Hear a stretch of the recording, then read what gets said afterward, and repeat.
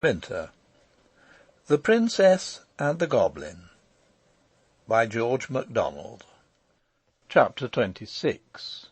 The Goblin Miners. The same night, several of the servants were having a chat together before going to bed. "What can that noise be?" said one of the housemaids, who had been listening for a moment or two. "I've heard it the last 2 nights," said the cook. "If there were any about the place, I should have taken it for rats, but my Tom keeps them fair enough." "I've heard, though," said the scullery maid, "that rats move about in great companies sometimes. There may be an army of them invading us. I've heard the noises yesterday and to-day too." "It will be great fun then for my Tom and for Mrs. Housekeeper's Bob," said the cook. "They'll be friends for once in their lives, and fight on the same side. I'll engage Tom and Bob together will put fright to any number of rats." "It seems to me," said the nurse, "that the noises are much too loud for that. I've heard them all day, and my princess has asked me several times what they could be. Sometimes they sound like distant thunder, and sometimes like the noises you hear in the mountain from those horrid miners underneath." "I shouldn't wonder," said the cook, "if it was the miners after all. They may have come on some hole in the mountain through which the noises reach to us.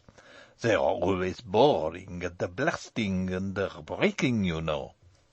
As he spoke, there came a great rolling rumble beneath them, and the house quivered.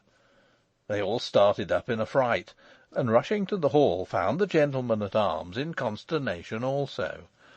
They had sent to wake their captain, who said from the description that it must have been an earthquake, an occurrence which, although very rare in that country, had taken place almost within the century.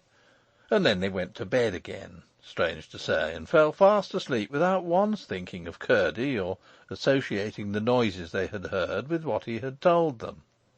He had not believed Curdie. If he had, he would at once have thought of what he had said, and would have taken precautions. As they heard nothing more, they concluded that Sir Walter was right, and that the danger was over for perhaps another 100 years.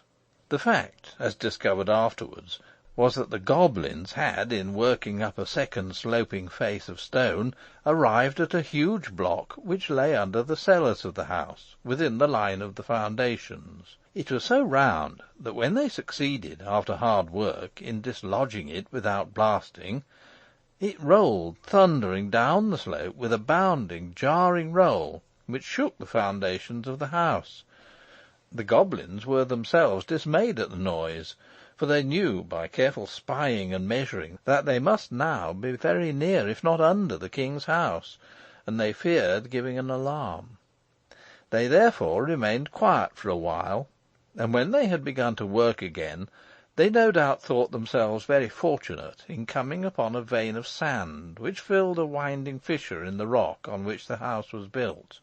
By scooping this away, they came out in the king's wine cellar. No sooner did they find where they were than they scurried back again like rats into their holes, and running at full speed to the Goblin Palace, announced their success to the king and queen with shouts of triumph. In a moment the Goblin royal family and the whole Goblin people were on their way in hot haste up to the king's house, each eager to have a share in the glory of carrying off that same night the Princess Irene. The queen went stumping along in one shoe of stone and one of skin.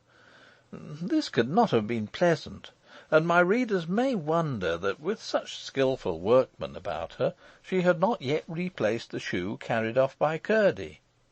As the king, however, had more than one ground of objection to her stone shoes, he no doubt took advantage of the discovery of her toes, and threatened to expose her deformity if she had another made. I presume he insisted on her being content with skin shoes, and allowed her to wear the remaining granite one on the present occasion only because she was going out to war. They soon arrived in the king's wine cellar, and, regardless of its huge vessels, of which they did not know the use, proceeded at once but as quietly as they could, to force the door that led upwards. Chapter 26